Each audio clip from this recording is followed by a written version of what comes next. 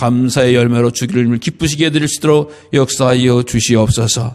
오늘도 아버지 목마른 사슴이 시냇물을 기다리듯이 저희 영혼 속에 부어주신 하나님의 말씀을 사모합니다. 아버지 응답하여 주시고 부어주시고 붙잡아 주시고 해결해 주시고 위로해 주시고 풍성케 하여 주시옵소서. 예수 그리스도의 이름으로 감사하며 기도드리옵나이다. 아멘. 모자에 제라늄 꽃을 꽂고 행복하게 살아라고 하는 책을 쓴 바비라 존슨의 이야기는 많은 사람들에게 감동과 은혜를 줬는데요. 그 내용이 뭐냐? 남편과 세 아들에 관한 이야기입니다. 남편과 세 아들인데 남편이 어느 날 교통사고를 당했어요. 그래서 식물인간이 됩니다. 그러니 얼마나 가슴이 메어지겠습니까?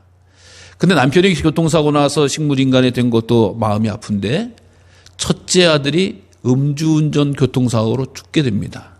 그러니까 엎친 데 덮친 격이죠. 큰 시련과 아픔이 겪게 되어졌죠. 그런데 둘째 아들은 또 어떤 일을 벌이느냐? 동성애자가 돼가지고 이 집을 나가게 되어지는 거예요. 동성애라고 하는 것은 우리가 알다시피 남자끼리 좋아하는 연애하는 거거든요. 그러니까 얼마나 청천벽력이겠어요. 그러니까 남편 교통사고 식물인간, 첫 아들 죽어, 둘째 아들은 몹쓸 하면서 집을 나가버려. 나머지 셋째 아들은 또 어떻게 되어지느냐? 월남 전쟁에 참여해서 전사를 하게 됩니다. 여러분, 한 분만 아파도, 한 분만 돌아가셔도 온 집안이 쑥대밭이 되어지고 마음이 아프고 어려워지는데 이 제라늄 바비라 존슨이라고 하는 이 여인도 오죽했겠어요. 남편을 바라봐도 그렇고 아들 셋 주셨다고 해서 그렇게 좋아하고 잘 키웠다 생각하는데 그런 험한 일을 당하고 또 밖에 나가고 죽고 하니 힘이 무너질 수밖에 없고 그런 절망 가운데 거할 수밖에 없었어요. 그런데 알다시피 그런 큰 일을 어려운 일을 당하고 있는데 그가 어느 날 마음을 추스리게 됩니다. 무슨 추스리게 되냐? 내가 언제까지 이렇게 울고 있을 건가? 언제까지 한숨 쉬고 있을 것인가? 내가 언제까지 정말 이렇게 하죠? 이렇게 살아서는 안 되겠다라고 하는 마음이 들기 시작했습니다. 그래서 긍정적으로 살아보자라고 이야기하면서 그가 믿었던 하나님 앞에 다시 나오기 시작을 했다라고 하는 거예요. 하나님, 이제 내 남은 인생 더 어떤 일을 제가 만나더라도 원망하지 않고 감사하면서 살아가겠습니다. 라고 하는 그런 결단과 함께 기도하기 시작했습니다. 그래서 남은 인생 하나님께 맡겼으니 모든 것이 다 감사합니다. 그래서 끊임없이 하나님 앞에 나왔을 때마다 감사했습니다. 개인적으로 나와서 감사하고 공적으로 예배제 자체로 참여할 때도 감사하고 늘 하나님 앞에 나와서 기도하면서 감사의 기도를 드렸던 거예요. 여러분, 놀라운 일이죠. 기적이 일어나기 시작을 했습니다. 무슨 기적이 일어나느냐? 바로 남편이 식물인간에서 깨어나기 시작했어요. 그러고 나서 더 좋은 일을 좀 해봐야 되겠다라고 자꾸 구하게 되어지니까 어떤 일을 보게 되느냐? 주변에 교통사고를 당해서 가족을 잃은 가족이 꽤 많은 거예요. 그래서 그 사람들을 찾아서 우리가 위로합시다. 격려하기 시작을 하는 거예요. 그렇잖아요. 우리가 알다시피 교통사고라는 것이 어느 날 갑자기 찾아오고 또 그렇게 많은 사람들에게 때로는 불구로 때로는 생명을 앗는 그런 일들을 경험하게 돼요. 그러니까 그들도 다 상처를 받고 아프고 있었다라고 하는 거예요. 그들에게 찾아가서 격려하고 위로하면서 많은 소망을 나누기 시작을 합니다. 근데 또 이 여인이 돌이켜보니까 전쟁터에서 죽은 아들들이 너무 많은 거야. 내 아들만 죽은 것이 아니라, 내 막내 아들만 죽은 것이 아니라 50만 명 이상이나 되는 많은 아들들이 이 월남전쟁에 가서 죽은 거야. 그래서 월남전쟁에 가서 죽은 부모들의 모임을 갖기 시작을 하는 거야. 서로 교육하고 위로하고 마음이 힘든, 또 마음이 무너지고 여러 가지로 어려운 사람들에게 교육하면서 지지해주면서 도와주는 일들을 막 감당하기 시작했다라고 하는 거예요. 그래서 결국에는 이 일들을 잘 감당하는 글을 적어서 많은 사람들이 위로받는 거예요. 소망을 갖게 되어져. 우리가 알다시피 우리 인생 가운데서 크고 험한 일들을 수차례 겪어서 이렇게 절망 가운데 있는 여인이 그 희망의 끈을 붙잡고 감사의 끈을 붙잡고 일어설 때 위로하고 권면하고 세워나갔습니다. 결국에는 집 나갔던 동성애 나갔던 둘째 아들도 치유하고 회복해서 다시 가정으로 돌아오는 위로를 받게 되어졌다라고 하는 것입니다. 여러분, 이 감사라고 하는 것이 얼마나 위대한지를 다시금 우리에게 알려주는 말씀이에요. 우리가 지난 6개월을 돌이켜볼 때, 아니 우리 인생을 돌이켜볼 때에 감사할 일, 기뻐할 일, 또 귀한 일들을 자기가 못 찾을지도 모릅니다. 그러나 아마 우리 주변에서 이렇게 험한 일을 당한 여인도 힘내서 감사하고 감사했듯이 오늘 이 자리에 있는 우리 모두가 어떤 일을 당했든 간에 지나간 6개월을 또 지나간 인생을 돌이켜보면서도 다시 감사로 역전시킬 수 있는 귀한 은혜가 충만하시기를 간절히 주의 이름으로 부탁을 드립니다. 유대인들의 지혜서인 탈무드라고 하는 글을 보면은 귀한 말씀이 있는데 그 말씀 가운데 뭐냐? 첫 번째, 가장 현명한 사람이 어떠한 사람인가라고 하는 거예요. 가장 현명한 사람은 바로 끊임없이 배우기에 힘쓰는 분이죠. 꺼드려요. 배우기에 힘쓰는 분이시다라고 하는 거예요. 그러니까 늘 배우는 데 힘쓰는 사람이 상당히 현명한 분이시다라고 하는 그런 말씀이거든요. 배우기에 힘쓴다. 그냥 뭐 내가 더 이상 이 나이에 배울 게 뭐 있어 그런 게 아니라 끊임없이 배워라. 무엇인지 배워라. 우리가 알다시피 이 사회는 계속 변화되고 있지 않아요? 계속 발전되고 있단 말이죠. 끊임없이 배워야 될 게 나온단 말이에요. 끊임없이 배워라. 현명한 사람이다. 두 번째, 가장 강한 사람이 어떤 사람인가라고 하면 가장 강한 사람. 무기를 가지고 있는 사람인가? 재력을 갖고 있는 사람인가? 많은 인간관계를 갖고 있는 사람인가? 아니다. 가장 강한 사람은 바로 자기 자신을 이기는 사람이 가장 강한 사람이다라고 이야기하거든.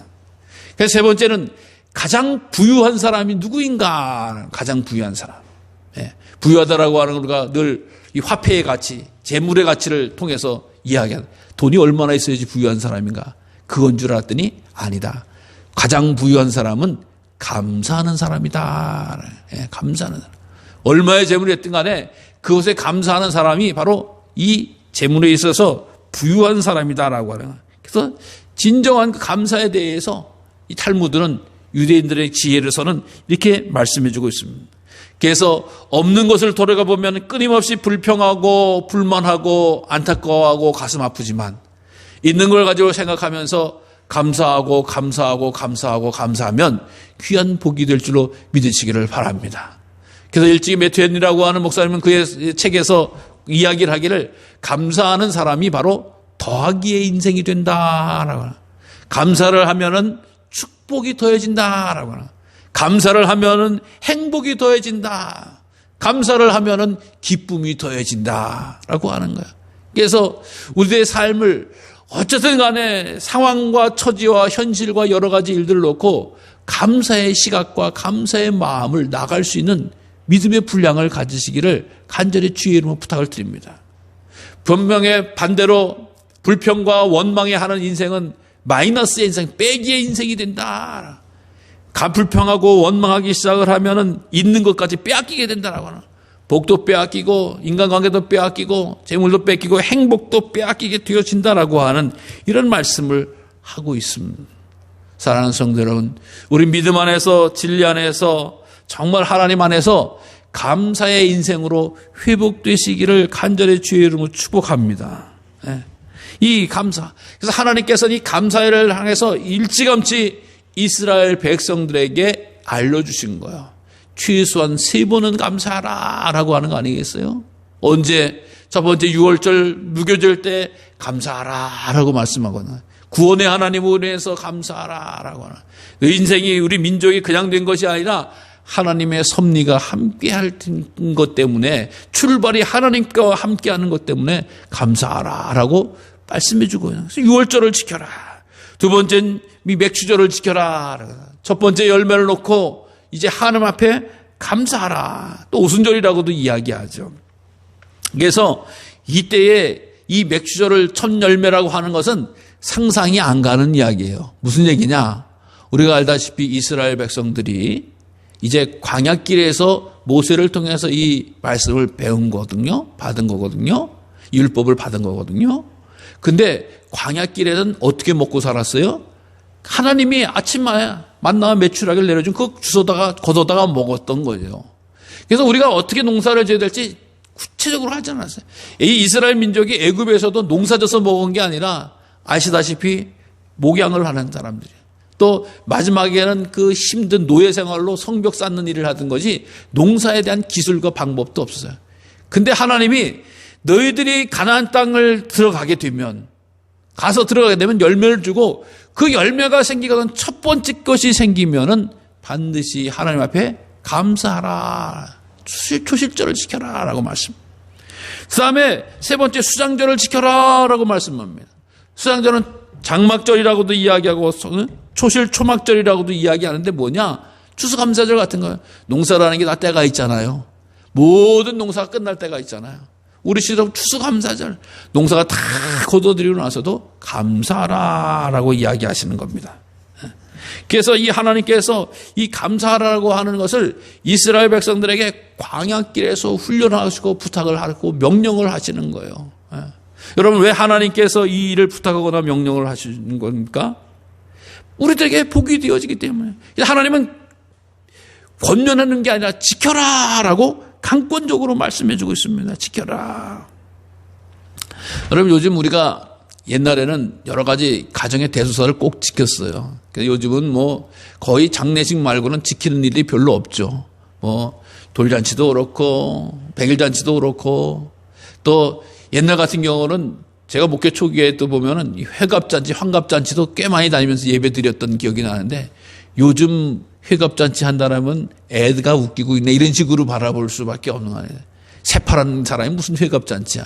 그렇다고 7순을 합니까? 8순을 합니까? 잘 하지 않는 거예요. 그렇죠? 그냥 가족끼리 모임 간단하게 갖고 그러지 뭐 이렇게 동네 사방 뭐 잔치하면서 오라가라 이렇게 하지 않는 걸 보여요. 그러니까 이게 많이 약화되어졌어요. 그러니까 지키는 일들이 많이 약화되어졌어요.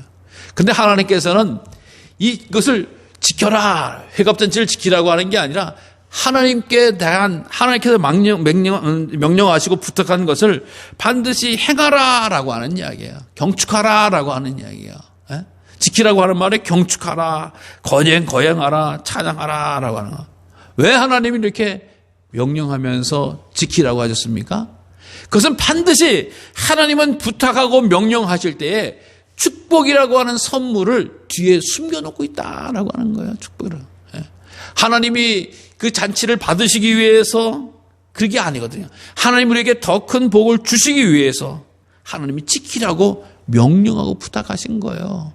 여러분, 하나님의 복이 우리가 계산할 수 있습니까? 여러분, 하나님께서 내게 이것도 해주셨고 저것도 해주셨다라고 하는 것을 계산하시는 분도 간혹 계세요. 하나님이 내가 이번에 전반기에 뭘 해주셨나? 잘 계산하셔서 따지시는 분이 계실 수도 있을지 몰라요. 근데 내가 계산한 게 다 하나님의 은혜냐고. 내가 계산한 것은 하나님께서 주신 축복의 10분의 1, 100분의 1, 1000분의 1, 만분의 1도 안 되는 거예요, 사실.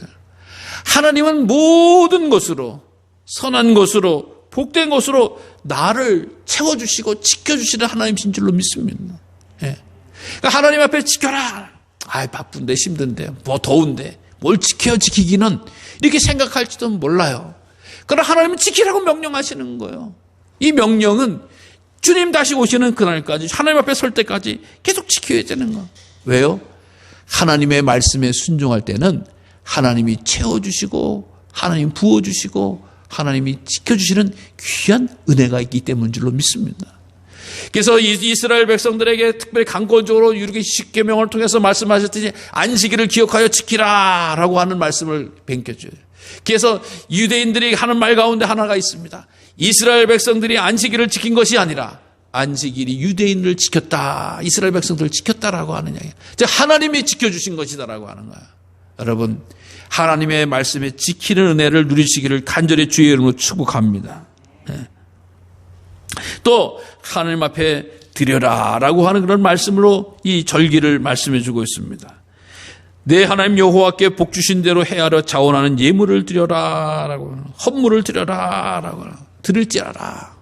잔치를 지키고 절기를 지를 때는 그냥 하는 것이 아니라 드리라라고 하는 이야기를 합니다. 근데 거기는 특별히 원리가 있죠.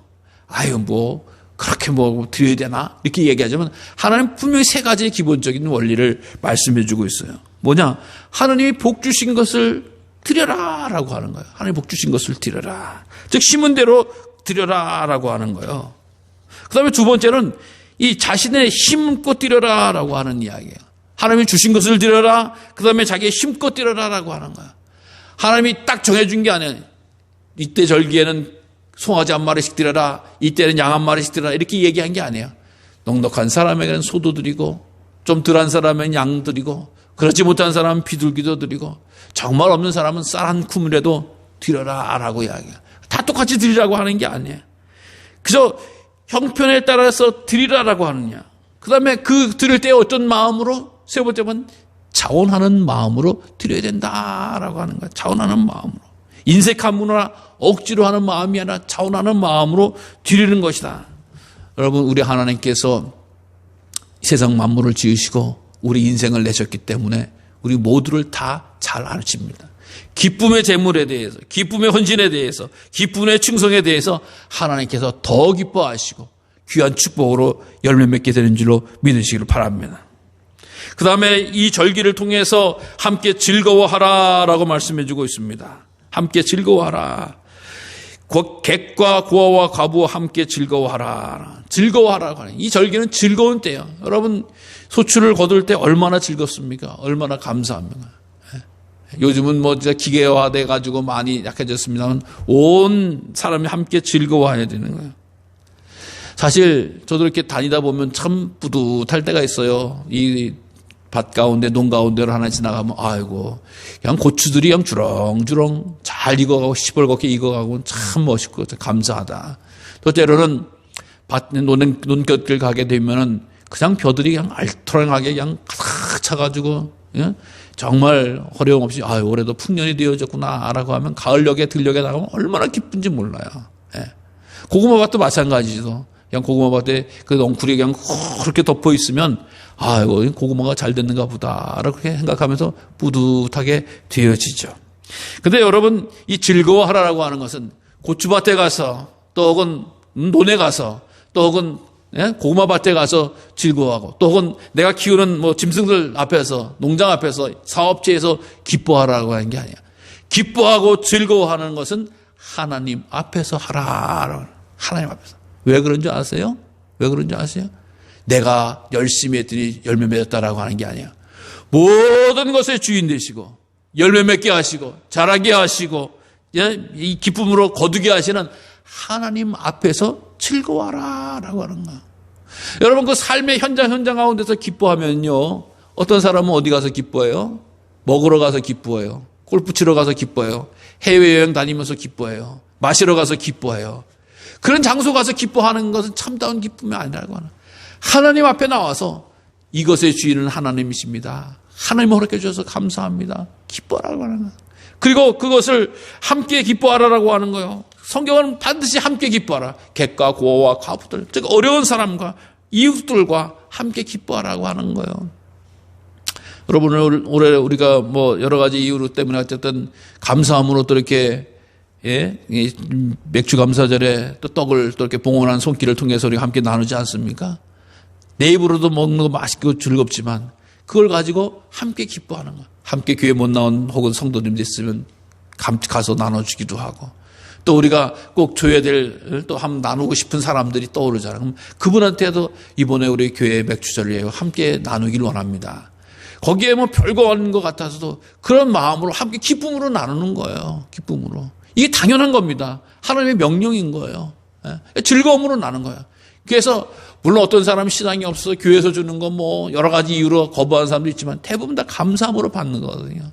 이 성경도 이 절기를 함께 기뻐하라라고 하는 거예요. 또 즐거워하라라고 하는 것인데 무슨 이야기를 하느냐? 복 주실 것을 인해서 즐거워하라, 기뻐하라라고 이야기해요. 여러분 이 기뻐하라라고 하는 것이 즐거워하라라고 하는 것이 과거에 계산해 봐서도 기뻐해야 되지만은 반드시 다시 주실 것에 대한 기쁨도 항상 이야기해요. 성경은 그거예요. 그러니까 미래형인 거죠. 과거에 하나님 이거 주셔서 감사합니다라고 하는 것도 감사하죠. 지난 6개월 동안 이거 주셨고 저거 주셔서 감사합니다. 결과물을 가지고도 감사하는 거지. 근데 생각해 보세요. 이제 나는 알지 못해요. 7월 한 달을 8월, 9월, 10월, 11월, 12월 남은 6개월을 우리 올해 할 수는 없어요. 근데 하나님께서 내게 합당한 것으로, 필요한 것으로 보호해도 주시고 인도해도 주시고 또 지켜도 주시고 안전하게 해주시고 형통하게 해줄 것을 믿습니다라고 하는 그 기쁨, 감사함, 즐거움이 얼마나 크고 위대합니까? 여러분, 믿음 없는 사람들은 준 것 가지고 따지고 계산하는 거 따지고 있으면 좋은 것 같지만 그게 결국 그렇게 좋은 건지 어쩐지는 알 수가 없거든요. 근데 믿음의 사람은 받은 것에 대해서는 당연히 감사하고 기쁘지만, 그래, 남은 올 후반기에도 하나님이 내게 좋은 것으로, 선한 것으로, 복된 것으로 주실 거야. 회복시켜 주실 거야. 인도해 주실 거야. 붙잡아 주실 거야. 그 하나님을 내가 믿는 거지 라고 하면서 기대하면서 나가는 그런 바로 절기가 이 맥주 감사절의 내용이라고 하는 거야. 받았으니까 감사해야지. 이게 인간적인 게, 계산적인 게 아니야. 믿음의 사람은 하나님으로 인해서 기뻐하고 주실 것으로 인해서 기뻐하고 감사하게 되어지는 거예요. 왜요?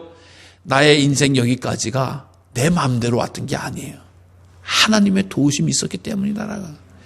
이스라엘 민족이 지금 이 말씀을 듣고 맥주절을 지키라고 하는 말씀을 들을 때가 떵떵거려서 수출을 바라보면서 하는 것이 아니라고 하는 거야. 어디로 갈지도 몰라. 어떻게 살지도 몰라.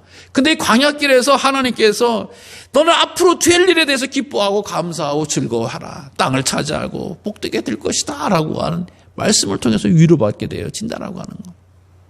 사랑하는 성도 여러분, 우리는 미래에 대해서 알 수가 없어요. 그렇다고 공연히 두려워하고 염려하고 좌절만 하고 있을 겁니까? 아니라고 하는 거야. 하나님 안에서, 믿음 안에서 기쁨으로 감사함으로 나가는 믿음의 자녀가 되시기를 바랍니다. 그래서 우리가 항상 말씀을 기억해야 돼요. 어떻게? 하나님께서 도와주셨던, 하나님께서 인도해 줬던 것을 기억해야 돼요. 그대로 꼭 된다는 게 아니에요. 하나님은 이렇게 위대한 놀라운 일을 통해서 역사하신다라고 하는 거야. 오늘 시편 기자가 그걸 얘기하는 거예요. 시편 104편의 말씀은 다른 게 아니거든요. 하나님께서 천지 만물을 지으시고 위대하게 지켜주시고 인도해 주신다라고 하는 그 내용을 고백하고 있는 거예요. 그래서 제가 이 다른 번역으로 한번 읽어드리면 너무 은혜로운 그런 말씀을 가지고 있는 거거든요. 하나님 앞에 찬양해야 되는데 제가 4편부터 읽으면 바람을 심부름꾼으로 삼으시고 번개를 몸종으로 삼으셨다. 또 주께서는 깊은 물로 땅을 덮으셨다. 또 주께서 꾸짖으시다 물이 깜짝 놀랐다. 또 물이 정신없이 서둘러 도망갔다. 또 주께서 물의 경계를 정해놓으셔서 물이 더 이상 넘치지 못하도록 하셨고 다시는 땅을 덮지 못하게 하셨다라고 하는 거예요. 즉 오늘 본문의 말씀 가운데 9절의 말씀은 이런 말씀을 하고 있는 거거든요. 무슨 얘기냐? 여러분, 이 장마 때 물이 엄청 무섭잖아요. 뭐 다행히 강화는 큰 강물을 흘러가는 걸 볼 수 없습니다만은 그래도 바다가 있어서 이 바다가 또 일어날 때는 아주 무서운 힘을 느끼게 되죠. 근데 성경은 이 물의 한계를 하나님이 정해놓으셨다라고 하는 거예요. 정해놓으셨다. 근데 이것을 예레미야서에서는 뭐라고 이야기하느냐? 하나님께서 물을 막으셨다라고 하는 거예요. 이 물이 그 물의 힘이 다가오는 것 얼마나 두렵고 위험한 일입니까? 무서운 일입니까? 근데 하나님이 그 물이 못 오도록 막아놓으셨다는 거야. 여러분, 그게 무슨 표현인가라고 하는 걸 봤더니 물을 끄트머리에 모래로 막아놓으셨다라고 하는 거야. 모래로. 그 큰 물이 오면 어떻게 막아야 된다라고 생각해? 우리는 큰 바위로 막아야 된다, 두꺼운 나무로 막아야 된다, 뭐 이렇게 생각하는데 이 당시에 하나님이 바위의 가장 작은 게 모래잖아요. 돌멩이도 아니고 자갈도 아니고 모래로 하나님이 이 물을 막아서 우리를 살게 하셨다라고. 그러니까 우리들의 생각으로는 바위로 막아야 될 것 같은데 하나님은 모래로 막으시는 거예요. 우리 인생 가운데서도 마찬가지예요. 우리 인생의 파고가 밀려오고 닥쳐오고 다가올지라도 하나님이 모래를 쓰시면 우리를 막아주신다라고 하는 거예요. 그러니까 내가 생각하는 힘으로 내가 생각하는 방법으로가 아니라 하나님은 사랑하는 자를 통해서 믿음의 자녀들을 통해서 지키시고 인도해 주시고 보호해 주시는 역사를 펼쳐주셨다라고 하는 거예요. 여러분, 이게 신앙적인 언어고 믿음의 언어 아니겠습니까? 아유, 모래 갖고 뭘 하겠어.